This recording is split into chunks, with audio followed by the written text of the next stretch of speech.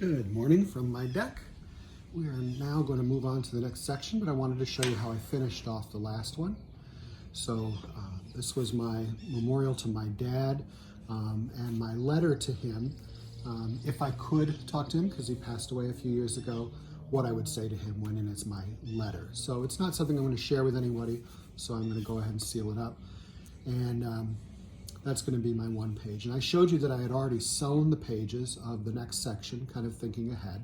So I used a hole punch and went around the edges, and then I just looped some yarn going through it. So I'm going to do my next section, and I was thinking last night that I would do this as a thank you section and a remembrance section, so we can have some positivity in what it is that we're doing. So because I had the yarn here, I was thinking maybe I would go with fabric, and I went through, rummaged through a closet, and I found some old fabric that I had some scraps of laying around. And I did a 2-page spread with the fabric, and I measured it out so that it would fit over 2 pages, so it would be a 2-page spread. And the way that I kind of did that is I took a section later on in the book, and I laid my fabric on, and I did a little trick where I measured out the page. I'll put this in here. So I kind of measured out the page, layer the fabric in there, and you can kind of close the book and then use a pencil on the closed edge and make a little mark where it is on the outside of the book.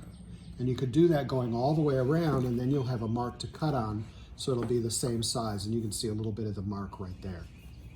So I did that already with my fabric so that it would match 2 pages exactly. And I'm going to go ahead and I'll glue this in. And it's kind of festive looking, I like that. I'm not real fussy about it, but I will go ahead and I'll glue that in. And what I mean by a thank you section is I actually found a thank you card. As a teacher, sometimes a parent will send in some stuff, and I like to have a thank you to remind them that, I really appreciate what it is they're doing. I don't like to take things for granted. Now, if you don't have a thank you card, you can find an old holiday card, or even just, some blank paper and fold it over and then design your own card. And then inside, I started making a list, and I'm going to keep going on with this list through the whole crisis.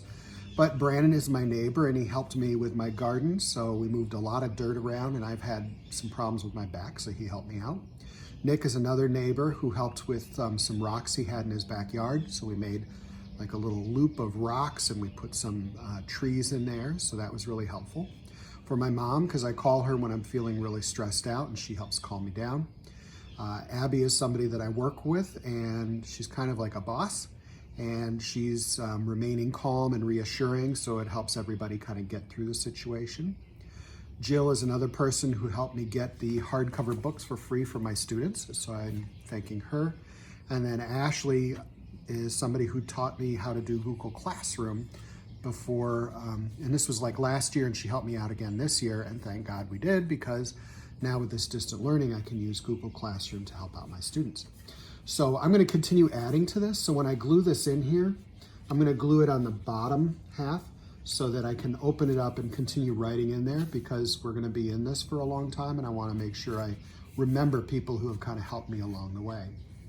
This other one's kind of fun. I took a piece of wrapping paper. It's holiday wrapping paper, but you could use, any kind of paper. And I glued it onto the back of some line paper that I got out of a notebook. And you could do this kind of special fold to it, so it folds up into a little packet, and then once it's glued into the book, you can kind of unfurl it, just kind of unwrap it and put in, your writing there. So I just glued one to the other. You can use Elmer's glue, glue stick. If you have spray glue, you can use that. So you glue one to the other, and that helps kind of stiffen it up. And then the fold is pretty easy. You need to make sure that your paper is 1 square tall and 2 squares long. So if you fold it over, you get your piece of paper and you fold it over like that, then you cut off any extra, and that'll make sure that you have 2. So the first thing you do is you take your line paper, fold the whole line paper in half, And then you can fold over from one corner to that line here, and then you cut off anything extra. So that'll give you one that's 2 squares tall. And then what you do is you do a cross fold on the top, a cross fold on the bottom. You fold the whole thing in half backwards, and then you open it. Then you bring in the 2 sides of the X here, and that'll fold down. The 2 sides of the X here, and that'll fold up. And you can fold the whole thing in half backwards, and then it will all kind of pop out. So I'm going to be putting this in, I think I'm going to put it in this way, so I can kind of lift it up here, and I can lift it down here so I can add some more. And this way I'm actually have more writing space than what the book actually allows. This is taller than the book. But because it kind of folds up nicely as origami, I'll be able to put a lot of writing in there. And these are the things that I've helped other people with, like offering my mother a place to stay if she has you know, a hard time where she's living right now. My neighbors, Brandon and Nick, I made some homemade cookies for them because I offered them some money, but they won't take money, but they will take chocolate chip cookies. Leah is a friend who provided me updates and advice through this situation. And my postal worker, I sent them a letter of encouragement because right now is a real hard time to be working and delivering all the time. So those are kind of the things that I did. So I call this my You're Welcome list. So keeping in mind that you need to also do things for other people. So it's nice that people do things for you, and that's the thank you. And these are the things I'm doing for others. Now, it's not to toot my horn. It's, you know, really it's more about recording it. So later on, years from now, you can go back and remember, oh yeah, that's what I did, and that's what they did. So this kind of documents what's going on. So I'm gonna go ahead and glue this all in. I'm gonna glue it in such a way that it can still be opened up and written in. So actually, I'm probably gonna have to glue this in higher because I don't need to write up here. It's hard to write when you go off the edge of the book.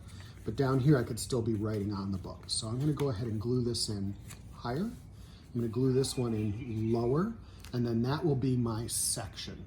Now you can look up origami on YouTube and find out other sorts of things that you can do, pop-ups in writing. I think they have like unfolding books and all sorts of different things that you can make and include into your altered book.